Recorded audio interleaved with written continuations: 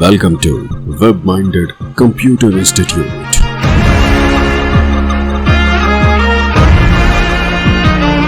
Then like, subscribe and share. Hello friends, Python series में आपका स्वागत है और उस सेशन में बात करेंगे हम पाइथन में प्रयोग किए जाने वाले ऑपरेटर्स की।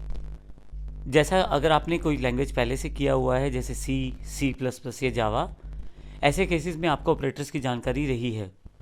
लेकिन यदि आपने नहीं किया है इनमें से कोई भी लैंग्वेज तो कोई बात नहीं, हम लोग शुरू से इन सभी ऑपरेटर्स की जानकारी लेने वाले हैं। पाइथन में ऑपरेटर्स बहुत ही इंपॉर्टेंट हैं और आप किसी भी ऑपरेशन को करने के लिए ऑपरेटर्स का प्रयोग करते हैं। बेसिकली ऑपरेटर्स होते क्या हैं?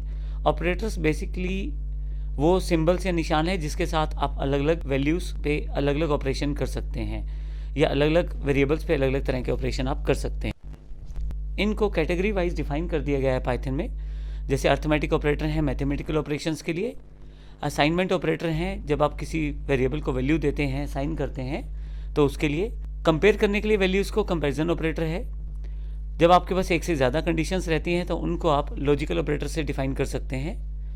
आइडेंटिटी ऑपरेटर्स हैं जब आपको ऑब्जेक्ट्स के साथ काम करना है ये जानने के लिए कि मेमोरी लोकेशन सेम है या नहीं, इसके लिए आइडेंटिटी ऑपरेटर्स का प्रयोग किया जाता है। मेंबरशिप ऑपरेटर हैं जैसे आप कोई एरे है आपके पास या सीक्वेंस ऑफ एलिमेंट्स हैं, उसमें आप ये जानना चाहते हैं कि कोई एलिमेंट किसी एरे का पार्ट है या नहीं है, वो आप चेक कर सकते हैं मेंबरशिप ऑपरेटर से।